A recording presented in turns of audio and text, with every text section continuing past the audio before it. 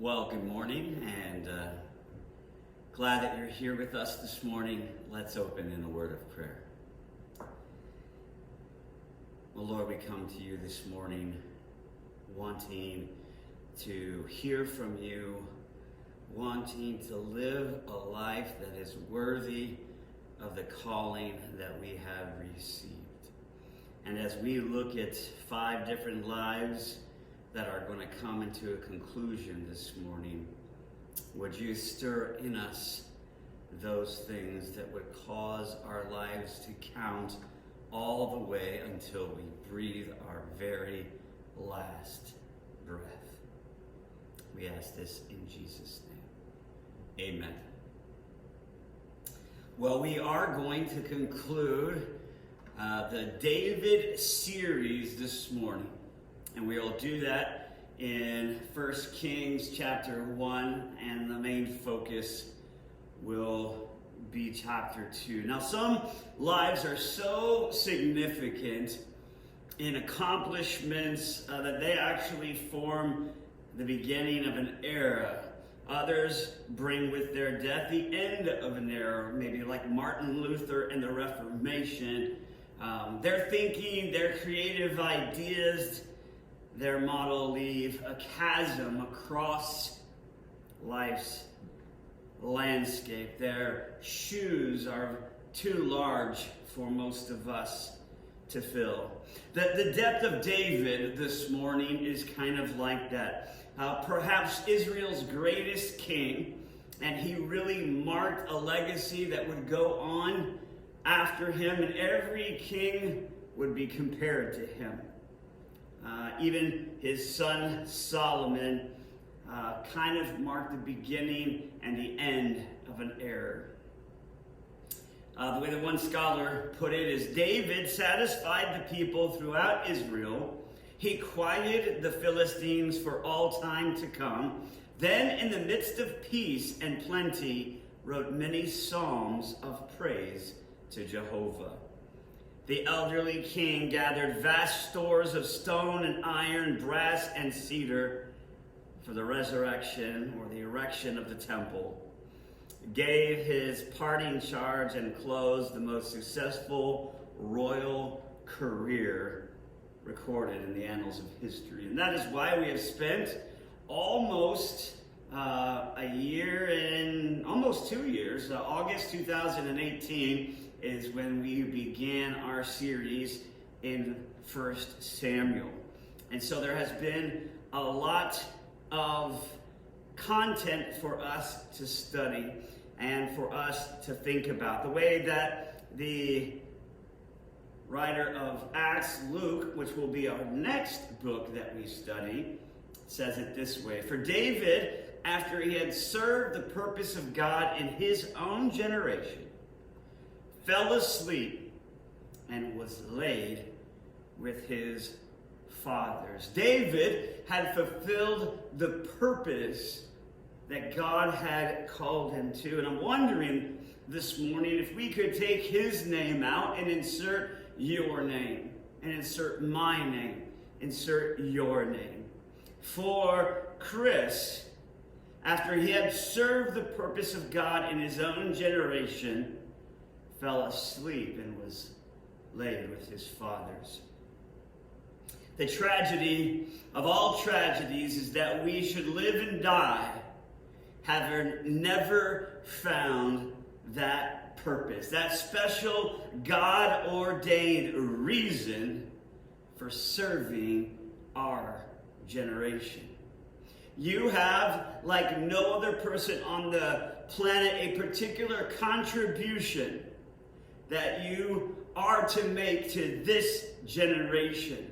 They may not be as great as your dreams. They may not be as far beyond your expectation. But whatever they are, you are to find them out and carry them out. And then in your twilight years, if they should come, you can be satisfied in having served God's purpose. As we move through 1 Kings, we will see that David is going to give his final charge to his son. And in that, we'll look at the lives of 5 different men this morning and their legacy. And I hope that you will be encouraged to fulfill the purpose that God has for you. He's not the mighty man he used to be. He's an old man at this point, probably 70. He's so vulnerable and so weak that he can't even keep himself warm. Now King David was old and advanced in years, 1 Kings chapter 1. And although they covered him with clothes, he could not get warm. Therefore his servant said to him, "Let a young woman be sought for my lord the king, and let her wait on the king and be in his service. Let her lie in your arms, that my lord the king may be warm." And of course, it has to be, if it's David, a beautiful woman. So they sought for a beautiful young woman throughout all the territory of Israel, and they found Abishag the Shunammite and brought her to the king. The young woman was very beautiful, and she was of service to the king and attended to him, but the king knew her not. So it wasn't a concubine. She wasn't a concubine per se, but she was his bed warmer, his caretaker for the rest of his life. And so not quite the David that we're used to seeing. And in verse 5, we have a schism that begins to happen once again in the Davidic kingdom. And it is David's oldest son who exalts himself, verse 5, and says, "I will be king." Now the rest of this chapter that flows is that back and forth struggle between Adonijah and Solomon for who will ultimately reign in Israel. It seems clear that everyone else knew that Solomon was to be king. I think Adonijah knew this as well. That's why he didn't invite Solomon to his coronation. But of course, Bathsheba jumps into action along with Nathan the prophet to secure the throne. God's will prevail. It always will. On Adonijah's side are Joab and Abiathar the priest. On Solomon's side are Nathan the prophet, Zadok the priest, and Benaniah the son of Jehoiada. What this tells us is there's always an Adonijah within the covenant community. We've seen this over and over again, where they are in the covenant community and they're always seeking their own interest. And they try to persuade people to come to their side. That's why we have to have a tenacity in the church and be on guard against the Adonijahs. He's rejected the will of God concerning his brother Solomon. He sowed the seeds of discord into the nation of Israel, and he gave way to his pride and to his ambition. Now we see the very evil that works in the heart of Adonijah as the ultimate one who is behind Adonijah, who seeks just one of us to raise up that prideful ambition. This is exactly what Satan said. How are you, O fallen from heaven, O Lucifer, son of the dawn? How you are cut down to the ground, you who laid the nations low. You said in your heart, I will ascend to the heaven above the stars. I will set my throne on high. I will sit on the mount of the assembly in the far reaches of the north. I will ascend above the heights of the clouds. I will make myself like the Most High. But when you are up against God, you will not prevail, but you are brought down to Sheol, to the grave, to the far reaches of the pit. Remain vigilant against God's enemy. He is like a roaring lion, seeking whom will isolate themselves, and then he will begin to use that isolated one to sow discord and dissension among the covenant community. And then we're going to jump to chapter 2. So Adonijah has realized his mistake, as well as those who were with him during his coronation. They've all scattered. Bathsheba and Nathan convinced David to get it done now and coronate Solomon. That happens. And now in chapter 2, we have David's deathbed confession. And that's where I want to spend our time this morning. Now, when David's time to die drew near, he commanded Solomon, his son, saying, "Come on in here. I'm about to go the way of all the earth. Be strong and show yourself a man, and keep the charge of the Lord your God, walking in his ways and keeping his statutes, his commandments, his rules, and his testimony, as it is written in the law of Moses, that you may prosper in all you do and wherever you turn. That the Lord may establish his word that he spoke concerning me, saying, if your sons pay close attention to their way, to walk before me in faithfully with all their heart and with all their soul, you shall not lack a man on the throne of Israel." So this is the first life. It's Solomon that we see, who's charged and called to wholehearted devotion to the Lord. Notice the first exhortation here is what David defines as a man. He says, be strong and show yourself as a man. This has become a negative ideology in our culture. Masculinity is under attack. Solomon is about 20 years old at this point and is about to become the leader of a nation. This is a call by David for him to get off the Xbox, to get off of the internet and start fulfilling his God-given purposes and play the role of a man, to act maturely and act wisely. That's what Solomon is being called to as a man. A man is a good thing. Notice, it isn't some macho warrior here. It is a godly servant of the Lord. David didn't leave Solomon to speculate on what he meant by a man. Keep the charge of the Lord. Do all that is required. Walk in his ways deliberately and consciously, conducting yourself, wholehearted commands and judgments and testimonies. David clearly connected then the maturity or manliness to which he was calling Solomon with devotion to God and his word. Solomon's manliness, as I said, was not some form of machoism or some prowess of athletic accomplishment. It was a matter of revering and heeding the laws of God. Gentlemen, that is what it means to be a man.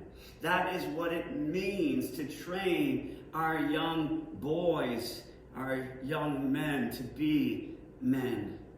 Obedience in a serious way, as if their life depends on it. We see this exhortation in Jesus' own words when he says that a wise man will build his house on a solid foundation. He's exhorted to overcome that adversity. True stability, true manhood comes in obedience, wholehearted obedience to the Lord's command. So that is the account, the charge, the first words out of David's mouth. But then he turns his attention to Joab.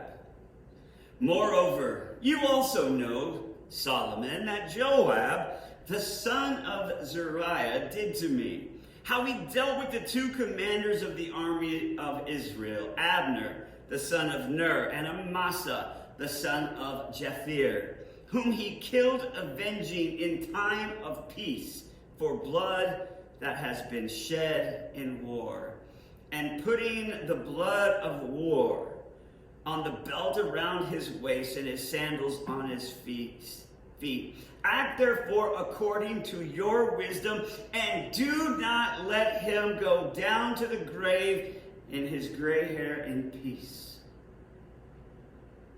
Now, we have seen Joab. We should know him well by now.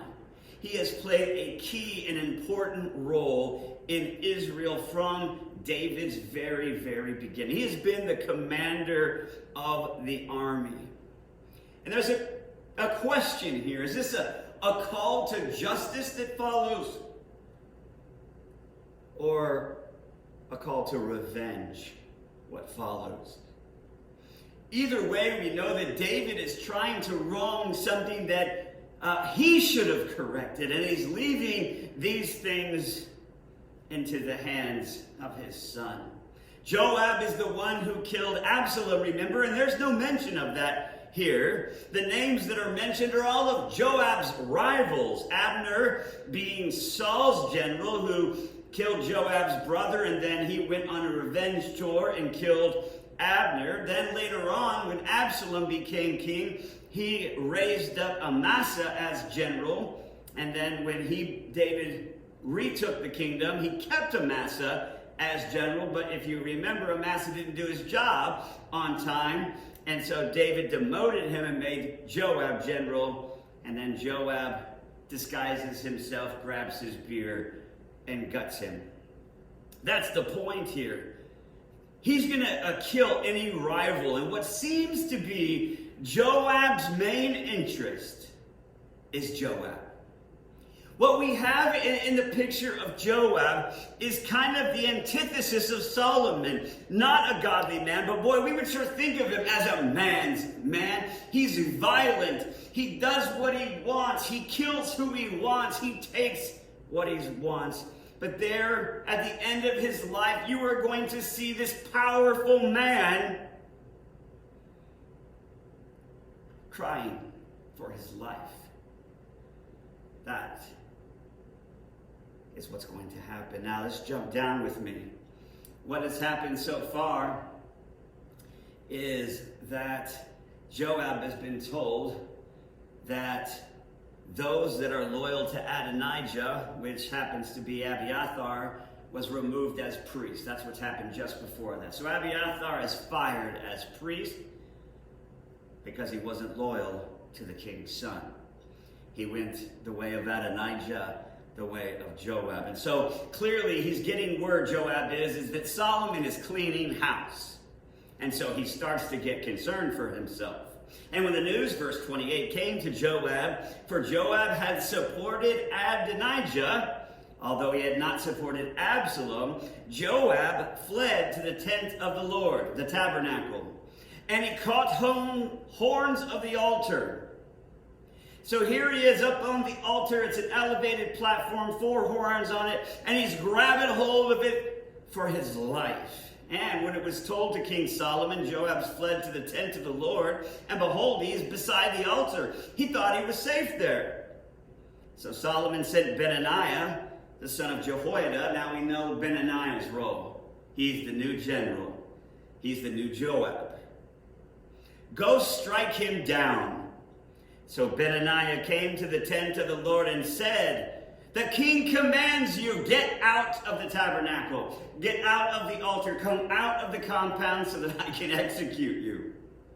And of course Joab, doing what Joab does, which is his own thing, his own way, says, no, I'll die right here. So Benaiah goes back to Solomon and he said he's going to die right there. He's not coming out. And so Solomon says, okay, we'll go kill him right there. And that's exactly what happened. Do as he said, strike him down and bury him, and thus take him away from me and from my father's house, for the guilt of the blood that Joab shed without cause. There's a strong man's legacy. Clinging to the altar for dear life, executed on the altar, not going to be remembered as a positive figure. Again, the Lord will bring back his blood deeds on his own head, because without the knowledge of my father, he attacked and killed the sword the two men more righteous and better than himself, Abner, the son of Ner, commander of the army. And look, notice the space to retell this. And Amasa, the son of Jether, commander of the army of Judah. So their blood come back on the head of Joab, on the head of his descendants forever. But for David and for his descendants and for his house and for his throne, there shall be peace from the land forevermore. Then Benaniah, the son of Jehoiada, went up, struck him down, put him to death, and he was buried in his own house in the wilderness. The king put Benaniah, the son of Jehoiada, over the army in place of Joab, and the king put Zadok, the priest, in place of Abiathar. So Solomon is cleaning house. Those who were loyal to Adonijah, to the other regime, are being executed, being dealt with. Those who are loyal to Solomon and David's house are being promoted. And again, as I mentioned, this is his legacy, clinging to the altar for his dear life. This is later on, down at the bottom of chapter 2. Now, jumping back up to verse 7, we have this intermission here, if you will, someone that we haven't really heard a lot about, but David remembers. But deal loyally with the sons of Barzillai the Gileadite, and let them be among those who eat at your table. For with such loyalty they came to me when I fled from Absalom, your brother. So I want to call this the faithfulness of Barzillai, using his resources to advance the cause of Christ. He's a rich man. This is the section that Dave preached on in chapter 19 of 2 Samuel. It says that he was an old man full of wealth.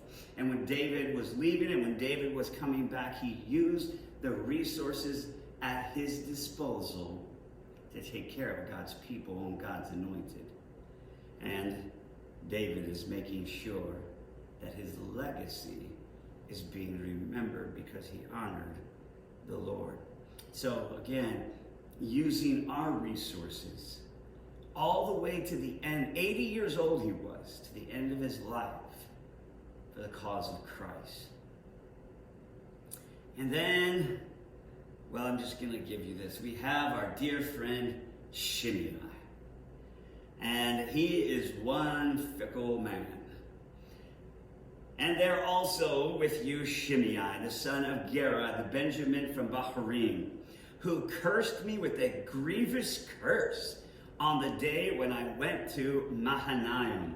But when he came down to meet me at the Jordan, I swore to him by the Lord, saying, I will not put you to death with the sword. So David's found a loophole. Now, therefore, Solomon, do not hold him guiltless. You're a wise man. I can't tell you to kill him because I promised, but you know what to do. Bring his grave down with blood to the grave. So Shimei reveals something about David's heart here. Now, we thought at this point that David had gotten over him, but if you remember the whole story, this was Shimei coming up to David as he's going up the Mount of Olives, and he starts throwing rocks at him. This is a low point in his life, and he's cursing him, and he's saying all kinds of nasty things about him. And at that time, Abishai, which is Joab's other brother, and one of David's mighty men, wants to go kill him. But David says, no, don't kill him, because how do I know that he isn't sent from the Lord to curse me or not? So if he's from the Lord, we better let him live. And then back in chapter 19, he shows up again. If you remember, Dave preached this passage as well. And he shows up at the same time as Barzillai shows up. And at that point, he comes, hey, I'm sorry. I should have done it. In fact, here it is. And Shimei, the son of Gera, fell down before the king. He was about to cross the Jordan, and he said to the king, let not my Lord hold me guilty, and remember how your servant did wrong on the day my Lord the king left Jerusalem. Do not let the king take it to heart. Well, where have we heard that phrase before? That should remind us of Tamar. For your servant knows that I have sinned. So Shimei is admitting guilt at this point, admitting that he's wrong. Therefore, behold, I have come this day, the first of all the house of Joseph, to come down to meet my Lord the king. Now Abishai jumps up again and says, shall not Shimei be put to death? Because he cursed the Lord's anointed. But David said again, what I have to do with you, the sons of Zeruiah, that you should this day be an adversary to me? Shall anyone be put to death in Israel this day? For I do not know what I am this day king over Israel. And the king said to Shimei, you won't die. And the king gave him his oath. Except for, on his deathbed, he orders his execution.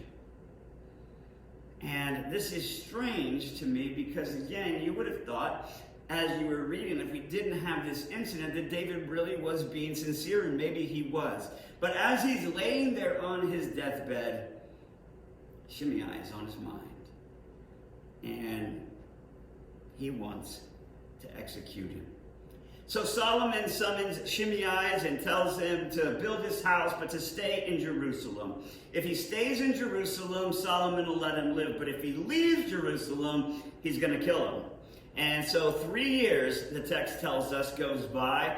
And Shimei has 2 servants that run away. And of course, Shimei goes after him. So it kind of tells us maybe what kind of person Shimei is, because his servants are running away. They don't want anything to do with him. And so, of course, the king comes and executes him. The king sent and summoned Shimei and said to him, did I not make you swear by the Lord and solemnly warn you, saying, know for certain that on the day that you go out and go to any place whatever, you'll die? And you said to me, what you say is good, I'm going to obey. Well, then why have you not kept your oath to the Lord in the commandment which I commanded? The king said to Shimei, you know in your own heart all the harm that you did to David, my father. So the Lord will bring back harm on your head and King Solomon. But King Solomon shall be blessed, and the throne of David shall be established before the Lord forever. Then the king ordered his Joab, Benaniah, the son of Jehoiada, and he went and struck him down, and he died. So the kingdom was established in the hands of Solomon. We have Adonijah, who tries to take the throne. We have Abiathar, who remained loyal all the way to the end of his life and then switched sides. We have Joab, who was only interested in himself. And then we have Shimei, the politician. Who do we want to be? We more want to be like Solomon, and we want to be like David in this narrative. Now, if we had one more paragraph that we could add to this story and put your story in it, your story, what would the ending of your life show? How are you finishing this race? Are you fulfilling the purpose that God has set for you? What are your final years going to be like? I want to close this morning with about a 6-minute clip from Passion 2000, a message that John Piper delivered to, 40, 50,000 young people that nails this point. We'll close here. You don't have to know a lot of things in order to make a huge difference for the Lord in the world. But you do need to know a few things that are great and be willing to live for them and die for them. People that make a difference in the world are not people who have mastered a lot of things. They are people who have been mastered by a very few things that are very, very great. If you want your life to count, you don't have to have a high IQ and you don't have to have a high EQ. You don't have to be smart. You don't have to have good looks. You don't have to be from a good family or from a good school.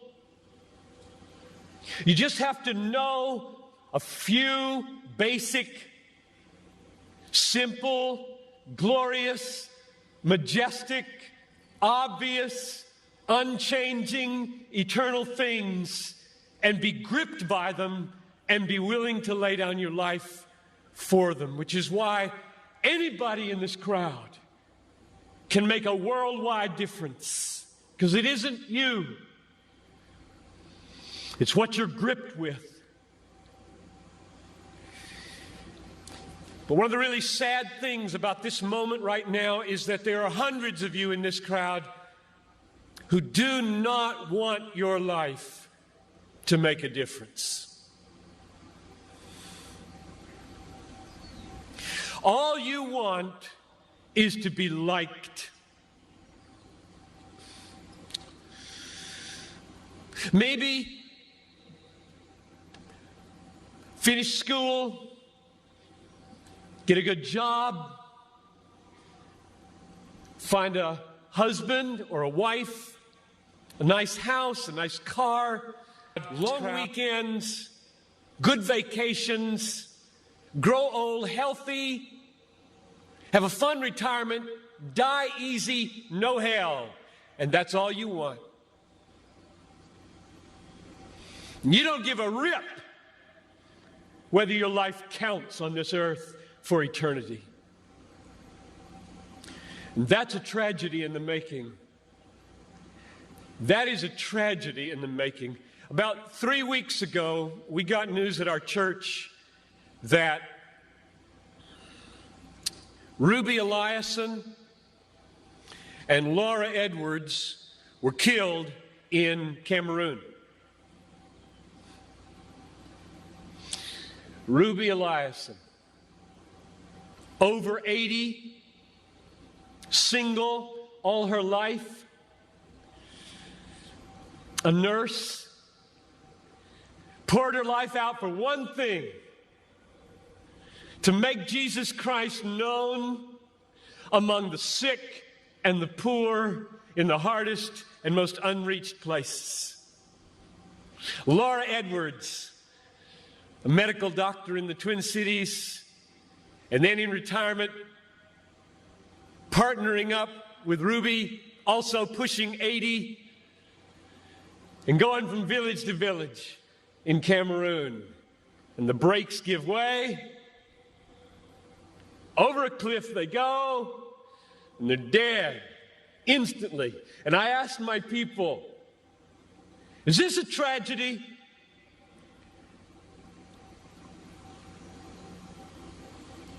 Two women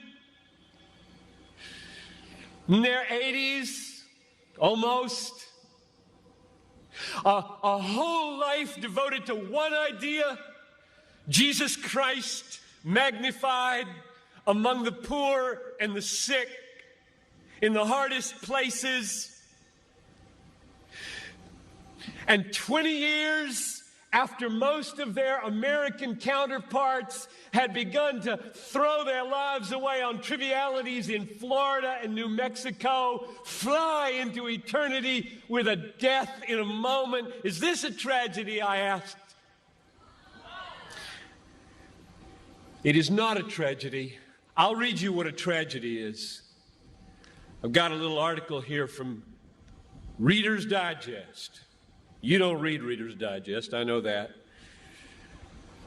But there is a generation who does. This is a tragedy. Title of the article, Start Now, Retire Early. February 1998. Bob and Penny took early retirement from their jobs in the Northeast 5 years ago when he was 59 and she was 51. Now they live in Punta Gorda, Florida, where they cruise on their 30-foot trawler, play softball, and collect shells. That's a tragedy.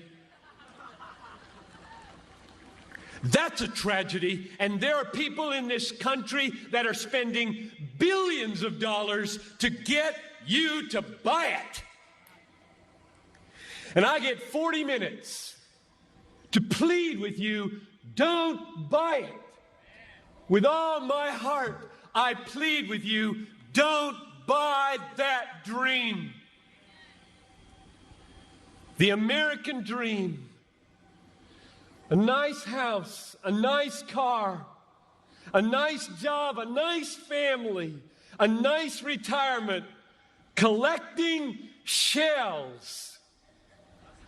As the last chapter, before you stand before the Creator of the universe to give an account with what you did, here it is, Lord, my shell collection. Look, Lord, my shell collection. And I've got a good swing. And look at my boat. God, look at my boat, God.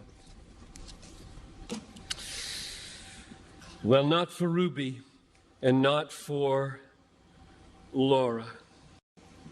Don't waste your life. Don't waste it.